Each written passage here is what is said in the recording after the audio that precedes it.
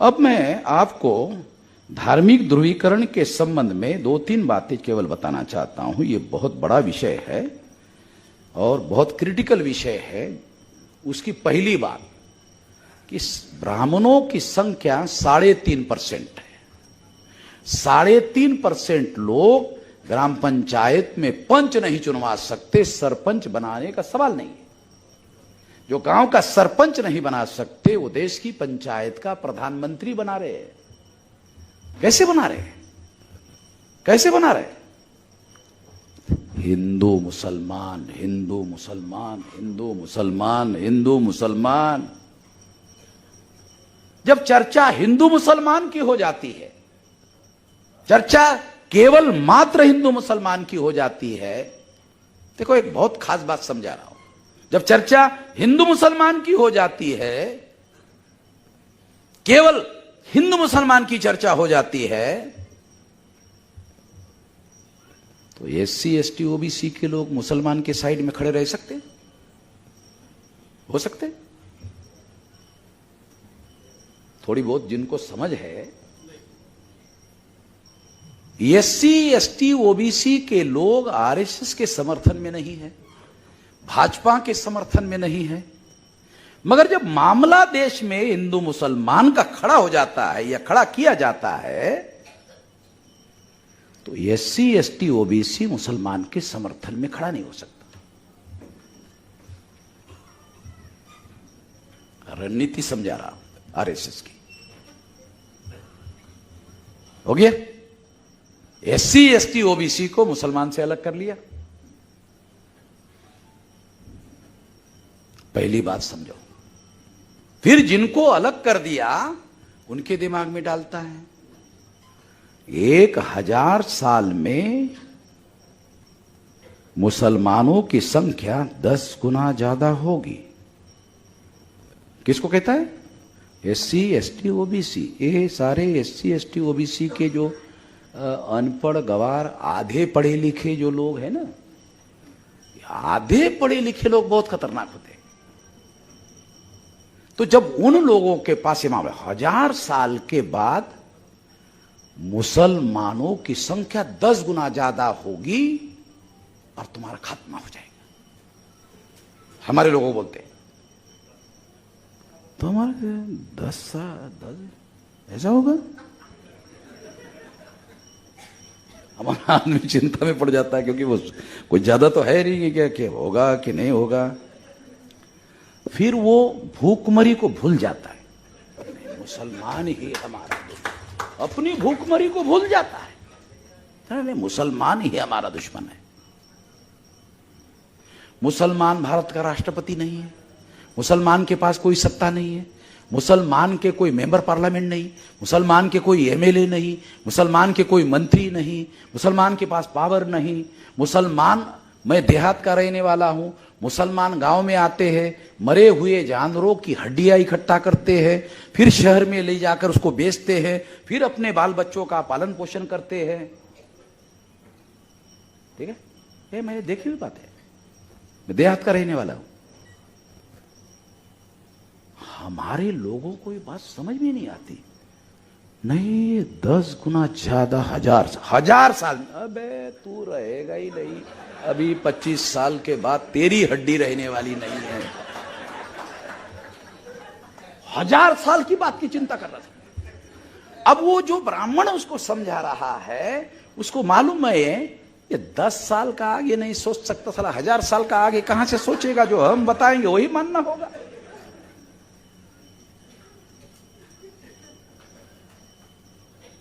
तो हमारे जो लोग हैं, आधे पढ़े लिखे लोग जो है, वो इस तरह के प्रभाव में आते हैं।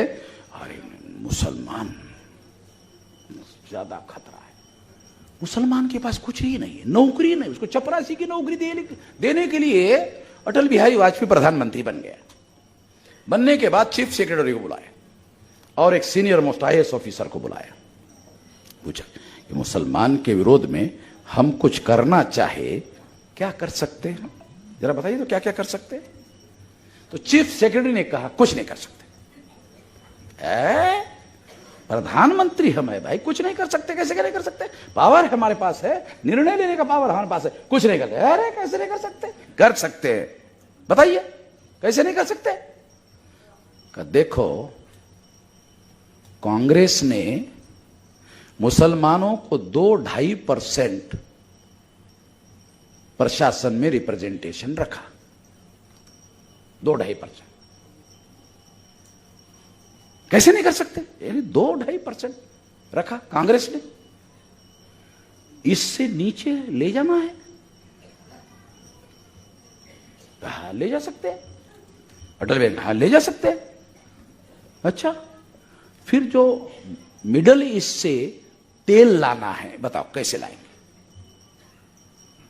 मिडल ईस्ट जो है, गल्फ कंट्री है, वहां मुसलमानों के देश है और तेल वहीं पर है और वहीं से तेल लाना है। तो एक तो मोहम्मद भाई दिखाना पड़ेगा, एक तो मोहम्मद भाई दिखाना पड़ेगा ना कि नहीं हमारा तो सेकुलर है भाई। तुम चाहे दुनिया का साला हिंदू मुसलमान करते रहो, मगर सरकार तो सेकुलर है, दिखाना पड़ेगा। तब तो वो सरकार जो है तुम लोगों को तेल देगी।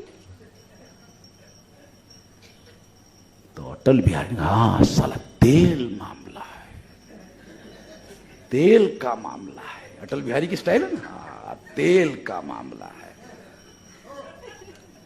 तो मिडिल ईस्ट के कंट्री के लोगों को 2-2.5% मुसलमान तो दिखाना पड़ेगा ना, तब तो तेल देगा। फिर तुम कंसेशन से मांगते हो, भारत सरकार मुसलमानों को गाली देते हो मगर कंसेशन से तेल मांगते हो। और वो मिडिल ईस्ट के देश कंसेशन से भारत को तेल देते हैं। मालूम नहीं आप लोगों को? ये जो ईरान है, ये रुपया लेता है, दुनिया में एक देश है ईरान, भारत का रुपया लेता है, दुनिया में रुपया कोई लेता ही नहीं है। इतना महान करेंसी है भारत का।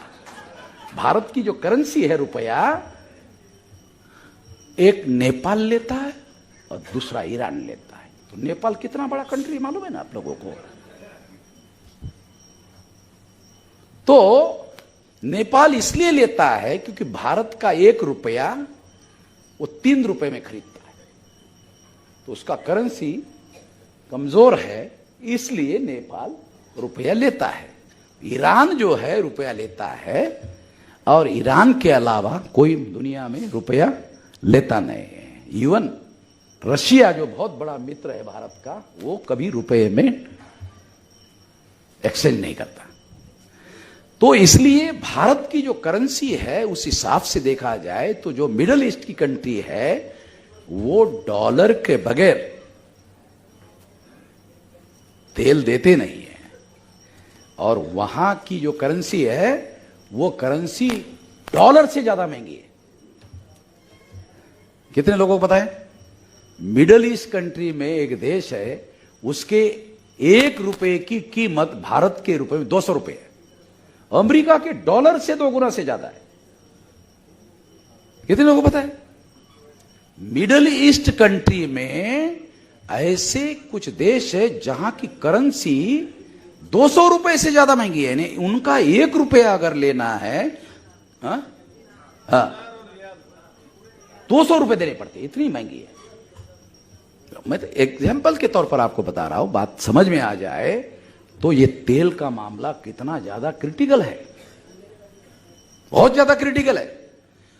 इस बात को ध्यान में रखते हुए ये बात आपको समझा रहा हूं। अटल बिहारी वाजपेयी भी मुसलमानों के विरोध में कोई फैसला नहीं ले पाए।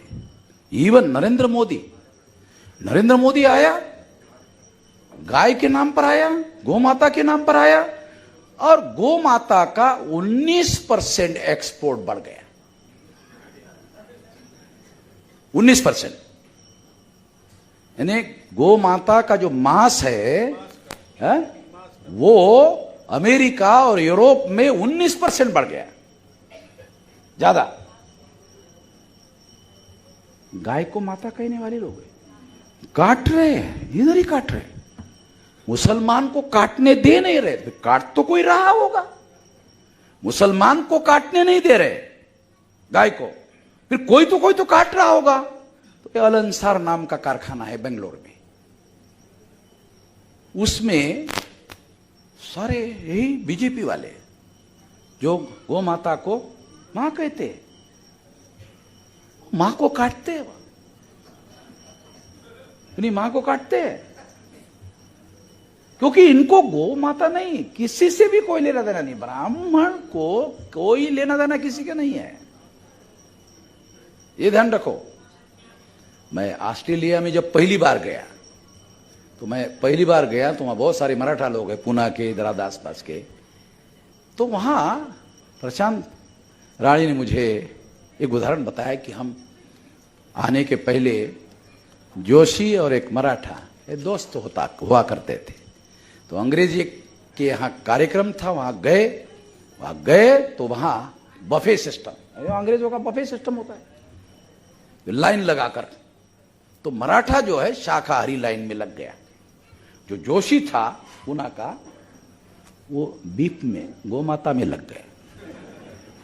तो ये मराठा जो है, अबे जोशी, अबे कहां है बे तू, है कहां है, बोलते मैं इधर हूं, अबे गलत जगह लग गया, उधर वो बीफ है, गौ माता का है, इसीलिए लग गए। जोशी ने क्या कहा, वो वहां बीफ है ना, हाँ इसीलिए लग गए।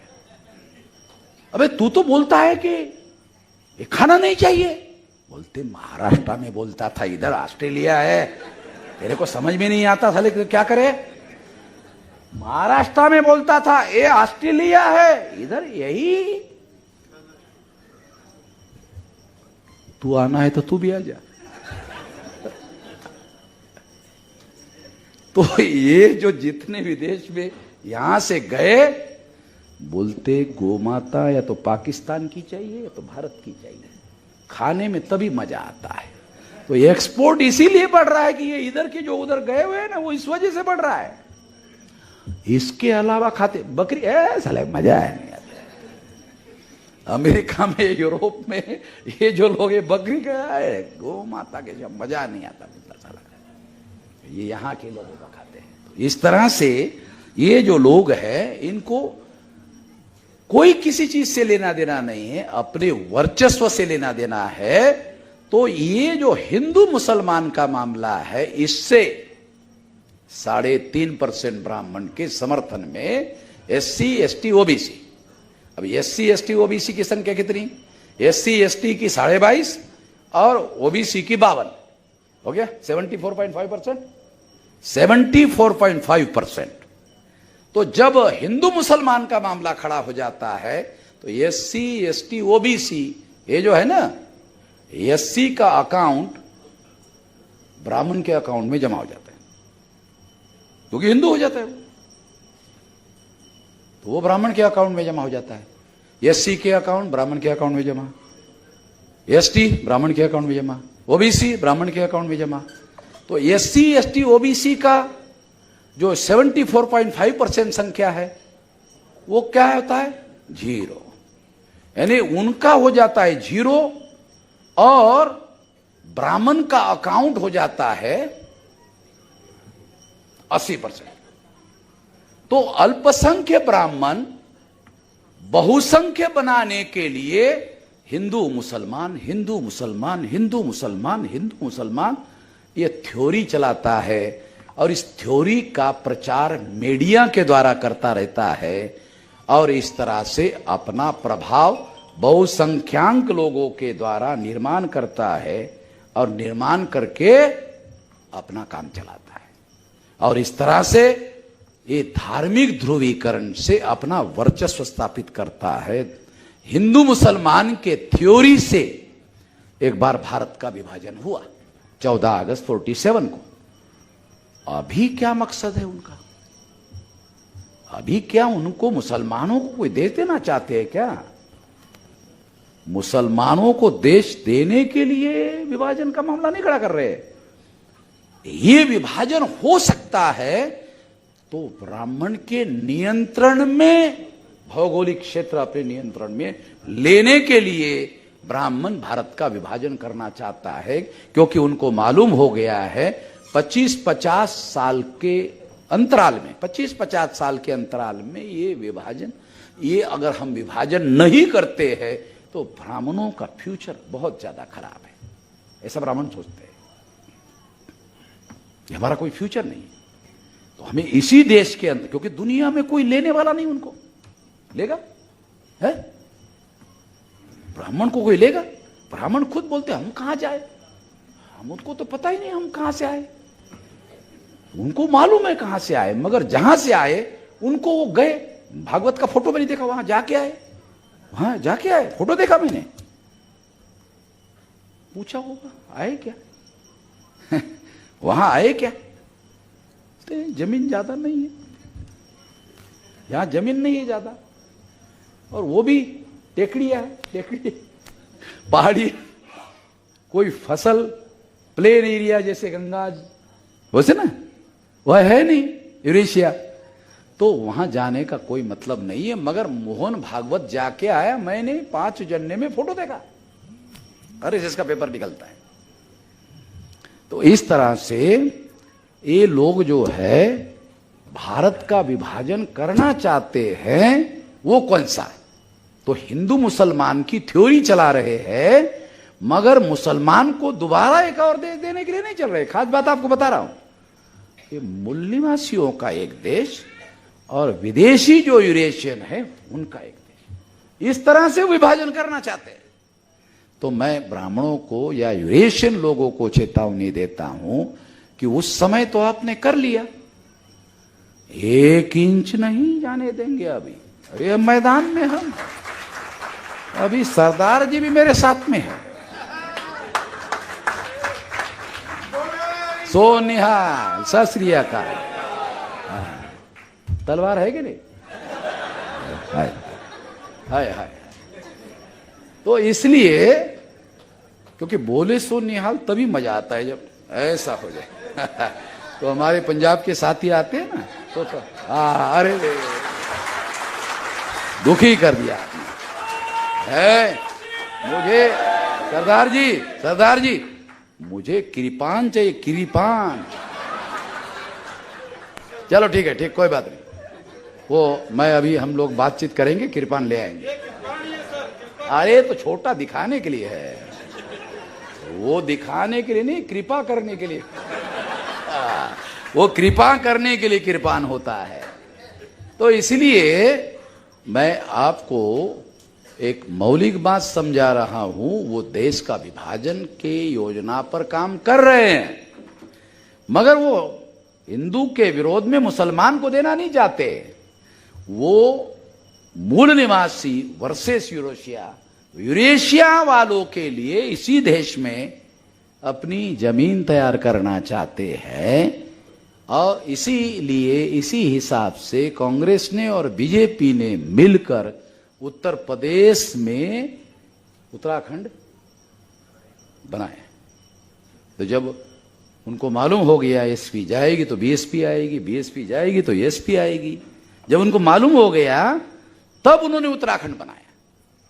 उत्तराखंड में तब से या तो ब्राह्मण, लगभग ब्राह्मण मुख्यमंत्री बनता है। तो उन्होंने भविष्य की रणनीति को ध्यान में रखते हुए ये सारी बातें की हुई है। ये बात दिखाई देती है, ये बात हमको समझकर चलना होगा। और हमको अपने देश की रक्षा करने के लिए 1 इंच भूमि नहीं जाने देंगे। अभी उस समय तो हमारे लोगों को पता नहीं चल रहा था ना, तो अभी नहीं जाने देंगे। ये विभाजन का षड्यंत्र है, मगर मुसलमान को कोई भूमि देने का मामला नहीं है।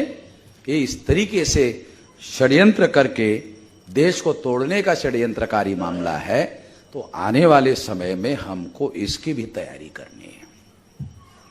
तो जो हिंदू मुसलमान का जो मामला है, ये बहुत भयानक षड्यंत्र का मामला है। इसको हम लोगों को समझना होगा। एक तो वेद, श्रुति, स्मृति, पुराण, रामायण, महाभारत, गीता में हिंदू शब्द ही नहीं है। हिंदू संस्कृत भाषा का शब्द नहीं है, हिंदू हिंदी भाषा का शब्द नहीं है, हिंदू भारतीय भाषा का शब्द नहीं है, हिंदू पर्शियन भाषा का शब्द है, ये भारतीय भी नहीं है। दूसरा, ब्राह्मण जिन मुसलमानों को सवेरे उससे लेकर रात तक सोते तक मुसलमान को गाली देते हैं, मुसलमान का ही दिया हुआ शब्द अपने धर्म के लिए स्वीकार करते हैं।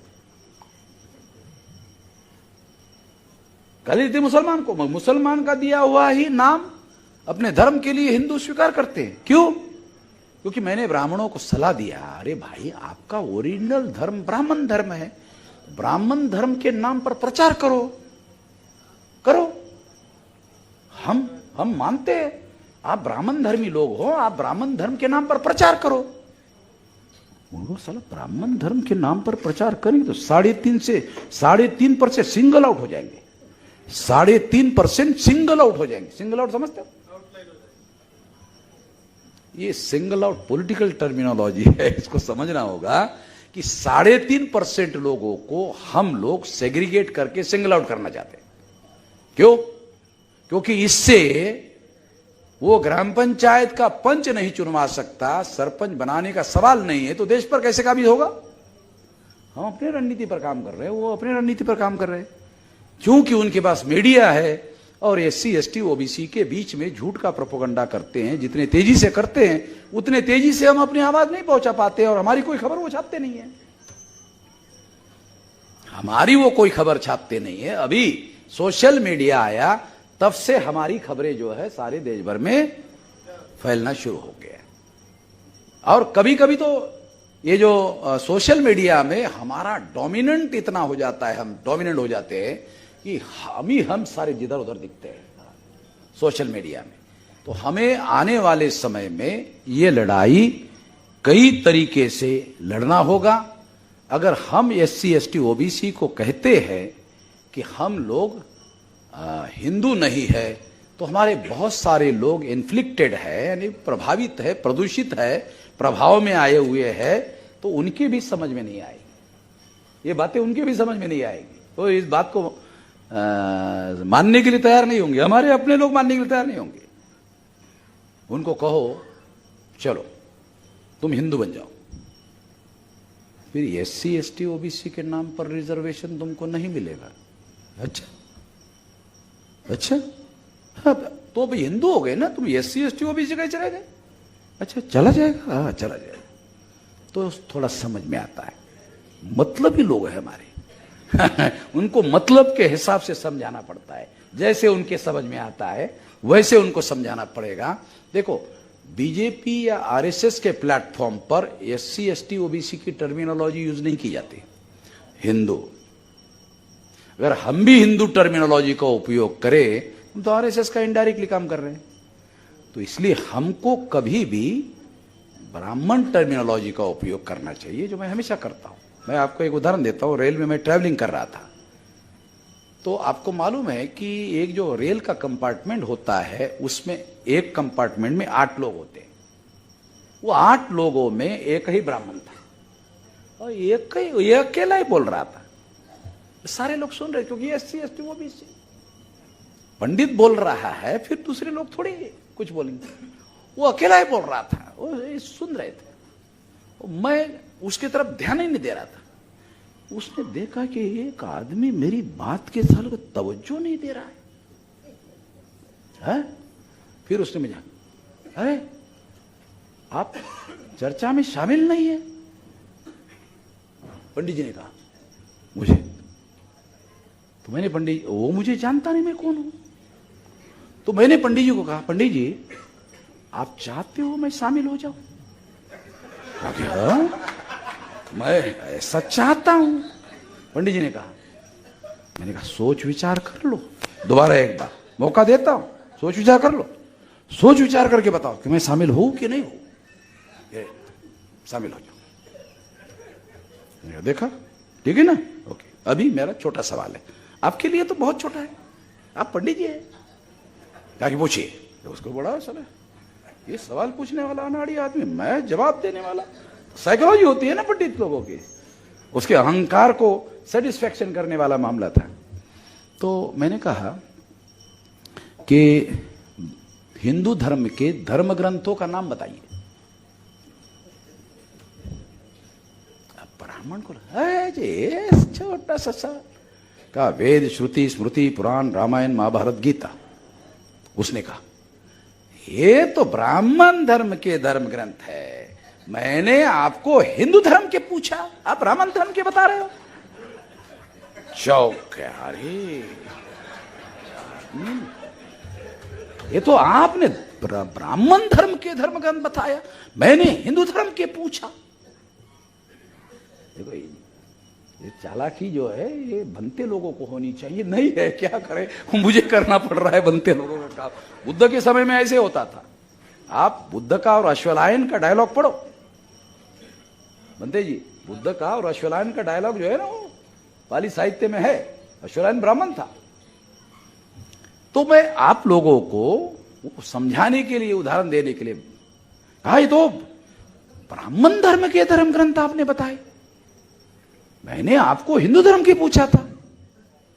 तो उसने क्या जवाब दिया, एक कच है, ब्राह्मण धर्म के और हिंदू धर्म के धर्म ग्रंथ एक ही है। अच्छा, मैं तो जानता ही था। मैं साहब ये गधे लोग जो है ना, ये बाकी वाले मेरे को छोड़कर जो हाँ हाँ मुंडी हिला रहे थे सारे SC ST OBC के, तो मैं उन लोगों को इनडायरेक्टली बता रहा था, हाँ भाई देखो क्या बोल रहे हैं कि ब्राह्मण धर्म के धर्म ग्रंथ और हिंदू धर्म के धर्म ग्रंथ एक कच है। अच्छा, मैं एकच है? हाँ एकच है। और अगर एकच है तो इस धर्म का नाम ब्राह्मण धर्म के नाम से प्रचार में क्यों नहीं ला रहे हो? हिंदू तो मुसलमान का दिया हुआ नाम है, आपका ओरिजिनल नाम तो ब्राह्मण धर्म है, आप ब्राह्मण धर्म के नाम से प्रचार क्यों नहीं कर रहे हो पंडित जी? ओरिजिनल तो ब्राह्मण धर्म है। क्या करे, फंस गया वो साला, फंस गया, जाल में फंस गया। लॉजिक होता है, लॉजिक में उनको मालूम नहीं है, वो ज्यादा पढ़ा लिखा नहीं था, मगर पंडित तो यूपी में क्या होता है, यूपी में गधा भी जो ब्राह्मण होता है उसको भी पंडित बोलने का रिवाज है। मैं और RK राम चाय पी रहे थे, तो एक फटे कपड़े पहनकर एक ब्राह्मण जा रहा था, तो RK राम ने आवाज, अरे पंडित जी आइए आइए आइए। तो उससे बात की, वो चला गया पंडित। जाने के बाद मैंने RK राम को पूछा, ये विद्वान है?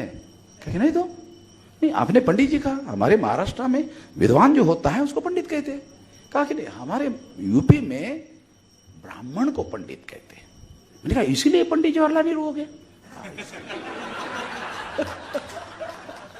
मतलब पंडित जवाहरलाल नेहरू वो बैरिस्टर है इसलिए नहीं हुआ, तो ब्राह्मण के घर में पैदा हुआ इसलिए पंडित जवाहरलाल नेहरू हो गया। पहली बार मुझे ज्ञान प्राप्त हो गया यूपी में, वो भी होटल के, वो भी फटे पुराने होटल में ज्ञान प्राप्त हो गया, मालूम ही नहीं था। यानी कैसे ज्ञान कैसे प्राप्त होता है। मैंने कहा पंडित जी ये ब्राह्मण धर्म के नाम से क्यों प्रचार नहीं कर रहे? ये करना चाहिए। खामखा मुसलमानों का दिया हुआ नाम, हिंदू मुसलमान का दिया हुआ नाम, बहुत हमें बुरा लगता है, मुसलमान का दिया हुआ नाम आप स्वीकार कर रहे। परेशान हो गए ऐसे से। फिर इतने में गाड़ी रुक गई, झोला था उसके पास, झोला निकाला, जा रहा हूं। अरे मैंने कहो आप तो बोल रहे 2 घंटे के बाद आपका स्टेज, नहीं मुझे एक काम याद आया इसलिए मुझे अभी उतरना जरूरी है। उतर गया। उसको लगा 2 घंटे रहूंगा तो अभी मैं यहां रह नहीं पाऊंगा। मैंने कहा पंडित जी बोला था ना मैंने, सोच समझकर मुझे शामिल कर लेना। आपको बता रहा हूं कि हम लोगों को यह समझना होगा कि ब्राह्मण धर्म के नाम पर जितनी चर्चा चलाओगे संकट में फंस जाएगा। ब्राह्मण अपने को बचाने के लिए हिंदू के नाम पर चर्चा करता है और SC ST OBC के आवरण में अपने को छुपा लेता है। ये चमत्कार, यदि 26 जनवरी 1950 को संविधान लागू नहीं होता, हर 21 साल के व्यक्ति को वोट का अधिकार नहीं होता, तो फिर ब्राह्मण को हिंदू मुसलमान की चर्चा करने की जरूरत ही नहीं थी। वो तो जन्म से श्रेष्ठ था। ये तो बाबा साहब अम्बेडकर ने हालात पैदा कर दिया कि हर 21 साल के व्यक्ति को वोट का अधिकार होगा, उसके हिसाब से हम बहुसंख्य हो गए, ब्राह्मण अल्पसंख्य हो गया। यानी हमारी गिनती होनी शुरू हो गई और उस गिनती के आधार पर MLA चुनेगा, MP चुनेगा, तब उनको लगा कि अब 3.5% वाले लोगों को चुनकर जाना होगा और MP बनना होगा, ज्यादा संख्या में MP बनना होगा, ज्यादा संख्या में एमपी बनेंगे तो पीएम होंगे, एमपी नहीं बनेंगे साला पीएम कहां से होंगे? एमपी ही नहीं बनेंगे तो पीएम कहां से होंगे? इसलिए हम लोगों को रणनीतिक तौर पर बोलते आना चाहिए, रणनीतिक तौर पर बोलने का हुनर हमारे अंदर होना चाहिए। केवल बोलते आना चाहिए, इससे काम चलने वाला नहीं है। आपको रणनीतिक तौर पर लक्ष्य को ध्यान में रखते हुए बोलते आना चाहिए और उस हिसाब से बोलने का हुनर हम लोगों को सीखना चाहिए। इससे काम चलेगा, क्योंकि लोकतंत्र में चाकू छुरी बंदूक गोली नहीं चलाई जा सकती, लोकतंत्र में बोली चलाई जा सकती, गोली नहीं। बोली चलाई जा सकती है, गोली नहीं चलाई जा सकती है। इसलिए वामन मेश्राम केवल बोली चलाता है, देर बोलते रहता है और कुछ तो करता नहीं है, तो हमको कुछ करता हुआ दिखाई नहीं देता वामन मेश्राम। तो ये बोली जो है, इससे जागरण होता है, जागरण से प्रबोधन होता है, प्रबोधन से लोगों के ओपिनियन बनते हैं और वो लोग तैयार होते हैं। तो मेरे पास क्या है? मेरे पास तो कुछ नहीं। तो लोग जो है, लोग जुड़कर संगठित हो रहे हैं, ये इस जागरण के अभियान की वजह से हो रहे हैं। लोगों को समझ में आ रहा है, वो जागृत हो रहा है। जो जागृत हो रहा है वो हमारे साथ आ रहा है और इस लड़ाई में साथ सहयोग करने के लिए तैयार है। ये मीडिया वाले हमारी एक लाइन की बात नहीं छाप रहे, तो भी इतना बड़ा विशाल संगठन हमने खड़ा कर दिया। आने वाले 10 साल में सोशल मीडिया को साथ में लेकर 1 करोड़ लोगों तक मैसेज पहुंचा देंगे और बहुत कम समय में 2029 तक ये हालात देश में हम पैदा करेंगे कि हमारे सहमति के बगैर, हमारे समर्थन के बगैर इस देश को नहीं चलाया जा सकता। ये देश हमारा है और हम आने वाले समय में जो संवैधानिक ऑब्जेक्टिव है, प्रियम्बल ऑफ द कॉन्स्टिट्यूशन है,